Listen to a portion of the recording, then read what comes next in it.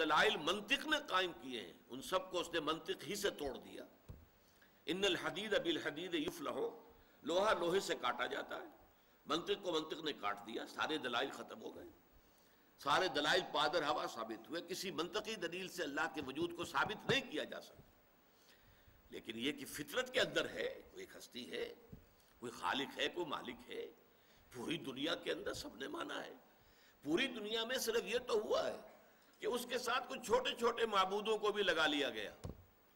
بڑا جی سے لکھا جانے والا گاڈ ایک ہی رہا، گاڈز اینڈ گاڈیسز، لیکن وہ چھوٹے جی سے لکھے جائیں گے، بڑے جی سے نہیں. گاڈز جب ہوگا جمع تو وہ چھوٹے جی سے، گاڈز اینڈ گاڈیسز. اسی طریقے سے مہادیو وہ تو ایک ہی رہا ہے. البتہ دیو، دیوتا، دیویاں، یہ دیو ہی ہے نا. دیو ہی سے مہادیو بنا ہے اور دیو ہی سے دیوی اور دیوتا بنا ہے. دیوی دیوتا بے شمار ہو سکتے، اللہ ایک، آلہہ بے شمار ہو سکتے.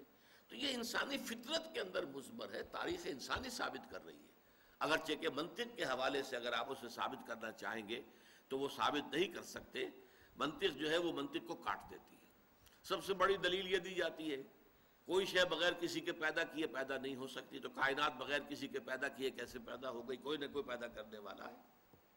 ٹھیک، اب اسی پر اگلا وار ہوتا ہے، اچھا تو پھر وہ ہستی بغیر کسی کے پیدا کیے پیدا ہو گئی یا خود بخود ہو گئی؟ کیسے ہو گئی؟ اگر اصول یہ ہے کہ کوئی شے بغیر کسی کے پیدا کیے پیدا نہیں ہو سکتی تو وہ ذات کیسے پیدا ہوئی؟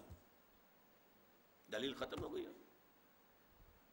ان الحدید بالحدید یفلح، لوہے کو لوہا کاٹتا ہے. تو در حقیقت کوئی منطقی دلیل نہیں ہے. اور ہمارے ہاں خاص طور پر امام رازی رحمۃ اللہ علیہ نے اپنی تفسیر میں جو منطقی بحثیں کی ہیں، موشگافیہ کی ہیں، وہ ٹھیک ہے، ایک دور کا یہ ایک خاص مشغلہ تھا اور خاص اس کا ایک ذوق تھا، ایک ہر دور کا ہوتا ہے، اس میں اس کی بڑی قدر تھی، اہمیت تھی، لیکن اب اس کی کوئی حیثیت نہیں. تو اصل میں جب فطرت انسانی وہ صحیح ہو، اس میں کجی نہ آئے، وہ پرورٹڈ نہ ہو، وہ فطرت مس نہ ہو گئی ہو، اور عقل سلیم، عقل بھی بے راہ نہ ہو، عقل پر شہوت کا غلبہ نہ ہو جائے، خواہشات کا غلبہ نہ ہو جائے، تعصب کی پٹی نہ بندھی ہوئی ہو. تو دیکھیے دونوں لفظ سلیمہ سالم سے بنا ہے. کسی شے کا صحیح ہو، سالم ہونا، فطرت سلیمہ، فطرت صحیح ہو، سالم ہو، اس کے اندر کوئی کجی نہ آئی ہو، کہیں کسی اعتبار سے پرورشن نہ آئی ہو، اور عقل انسانی بھی صحیح ہو، سالم ہو، عقل سلیم، اور اس کے اوپر نہ تو خواہشات کی پٹی بندھی ہوئی ہو، نہ اس پر تعصبات کی پٹی بندھی ہوئی ہو، نہ اس پر کوئی اور اپنی اغراض جو ہے غالب آ جائے. اگر یہ دونوں صحیح و سالم ہو اور دونوں کا سفر ہو تو اس سے جو شے وجود میں آتی ہے وہ حکمت ہے، وزڈم. انگریزی میں دو الفاظ استعمال ہوتے، فلاسفرز اینڈ سیجز. سیجز ان کو کہا جاتا ہے وہ درویش بنش مفکرین، جنہوں نے عقل سے کام لیا، غور و فکر سے کام لیا، لیکن وہ تھے نہایت درویش بنش. انسانیت، اخلاقی اعتبار سے، ہر اعتبار سے وہ بہت عمدہ نمونے انسانیت کے. فلسفی تو کوئی بھی ہو سکتا ہے، شرابی ہو، زانی ہو، لیکن یہ کہ وہ عقل جو ہے، عقل عیار، عقل تیز ہو، اور اس کے ذریعے سے وہ بہت سے اپنے فلسفیانہ خیالات جو ہیں ان کا تانا بانا منطق کے ذریعے سے باندھ کر لوگوں کے سامنے رکھ سکتا ہے. معلوم ہوگا کہ بہت بڑا فلسفی ہے. لیکن یہ ہے کہ وہ شخص کی جو اپنی شخصیت کے اعتبار سے، سیرت و کردار کے اعتبار سے بھی وہ صحیح انسانیت کا ایک نمونہ ہو، اور پھر وہ عقل اور فکر اور فطرت سلیمہ کی روشنی میں اس کی عقل سلیم سفر کرتے ہوئے حقائق تک پہنچے، ان کو ہم سیجز کہتے ہیں، وہ درویش. اور ہم اردو میں استعمال کریں گے حکما. اسی لیے حکما و فلاسفہ یہ دو الفاظ علیحدہ علیحدہ استعمال ہوتے ہیں.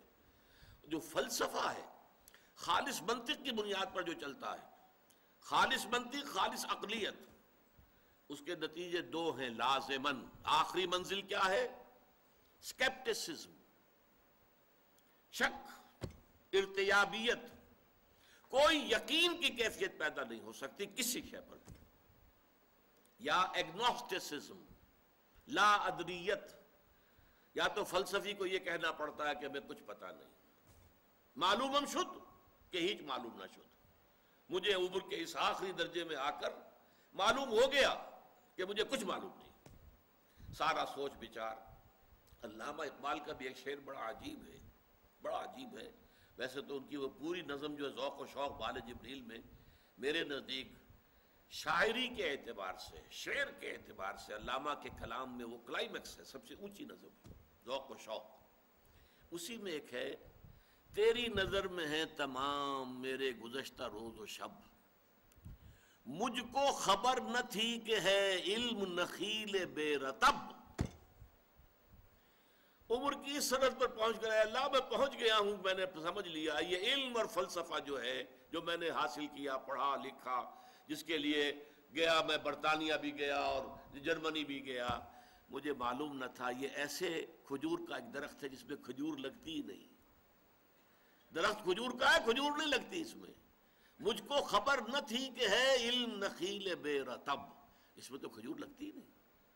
اسی لیے پھر ایک جگہ کہتے ہیں کہ خرد کی گتھیاں سلجھا چکا میں، میرے مولا مجھے صاحب جنوں کر، یقین مجھے پیدا ہو جائے. اور وہ یقین جو ہے پھر عشق پیدا کرتا ہے، محبت پیدا کرتا ہے، جذبہ پیدا کرتا ہے، جنون پیدا کرتا ہے. دنیا انہیں کہتی جنونی. یہ لوگ کیا ہیں؟ فنڈامنٹلسٹ. یہ لوگ جو ہیں یہ تو اپنی جانیں ہتھیلی پر لیے پھرتے ہیں، ان کی مت ماری گئی ہے، یہ پاگل ہیں. یہ در حقیقت یہ لوگ جو ہیں وہ در حقیقت عقل و خرد سے بالکل بیگانہ ہو چکے ہیں. یہ الفاظ دنیا کہتی ہے. عشق، وہ عشق کا معاملہ اور ہے، اور ایک علم ہے، وہ علم اور عقل وہ اور ہے. گزر جا عقل سے آگے کہ یہ دور، چراغ راہ ہے منزل نہیں ہے. منزل تک پہنچانے والی شے نری عقل نہیں ہے. ہاں عقل بہت بڑی شے ہے، بہت بڑی شے ہے، بہت بڑی شے ہے، بشرطے کہ فطرت صحیح ہو، فطرت سلیمہ ہو، فطرت میں کجی نہ ہو، فطرت اپنی صحت پر برقرار ہو، فطرت پرورٹ نہ ہوئی ہو، اور اب عقل کام کرے، عقل سلیم. تو فطرت سلیمہ اور عقل سلیم، ان دونوں کے امتزاج سے جو شے وجود میں آتی ہے اس کا نام حکمت ہے. اس حکمت کی اساسات کیا ہیں؟ اب یہ گویا کہ علم قرآن کا ایک بہت اہم باب ہے، بہت اہم باب ہے، بہت اہم باب ہے، اس لیے کہ یہ بہت سے ابواب کے لیے کلید ہوگا. یہ باتیں دوسری جگہوں پر آتی ہیں حوالوں کے طور پر. یہاں پر اگر اس باب میں، اس درس میں ہم ان کو سمجھ لیں گے تو آگے ہمارے لیے بہت سے مقامات کا سمجھنا جو ہے، کیونکہ یہی در حقیقت اس کے لیے کلید ہیں، وہ ہمارے لیے آسان ہو جائے گا. اب تمہیدی اعتبار سے چوتھی بات یہ ہے کہ حضرت لقمان کون تھے، ان کی شخصیت کیا ہے. جیسے ہمارے دوسرے سبق میں اس کا موضوع تو تھا نیکی کی حقیقت، پس منظر میں ایک واقعہ تھا، تحویل قبلہ کا واقعہ، جو شمال سے جنوب کی طرف رخ کرنے کا حکم ہو گیا، بیت المقدس کی بجائے بیت اللہ الحرام کی طرف. یہ واقعہ تھا. تو لیس البر ان تولوا وجوہکم قبل المشرق والمغرب، یہاں سے بات شروع ہوئی. کل نیکی یہی نہیں ہے کہ تم اپنے چہرے مشرق اور مغرب کی طرف پھیر دو. اسی طرح یہاں بھی پس منظر میں یہاں واقعہ نہیں، ایک شخصیت ہے. حضرت لقمان کی شخصیت کے بارے میں اگرچہ ایک اختلاف ہے. بعض مورخین کے نزدیک یہ عرب بائدہ سے ان کا تعلق ہے. یہ اصطلاح بھی نہیں سمجھ لیجئے. عرب بائدہ کہتے ہیں ان اقوام کو کہ جو نسیم منسیہ ہو گئی، عرب کی پرانی اقوام. قوم عاد تھی، بہت بڑی قوم جس کی طرف حضرت ہود بھیجے گئے تھے، وہ ختم ہو گئی عذاب الہی سے، اس کا وجود نہ رہا. قوم سمود تھی، بہت بڑی قوم جس کی طرف حضرت صالح بھیجے گئے، وہ ختم ہو گئی، نام و نشان مٹ گیا. یہ کہلاتے ہیں عرب بائدہ، پرانے جو ختم ہو گئے.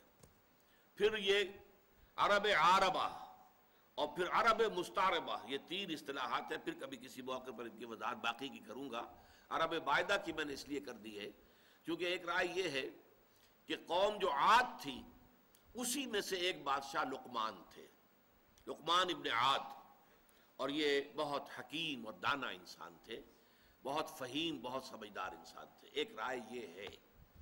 اور ایک رائے یہ ہے کہ در حقیقت قوم عاد جو ہے جب تباہ ہوئی ہے تو اس کا کچھ حصہ جو ہے، جو بچ گئے تھے اہل ایمان، وہ یمن میں جا کے آباد ہوئے.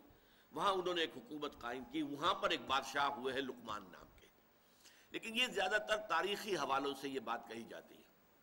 صحابہ کرام رضوان اللہ تعالی علیہ مجمعین کی جو رائے ہے، جن میں کہ میں آپ کو گنوا دیتا ہوں.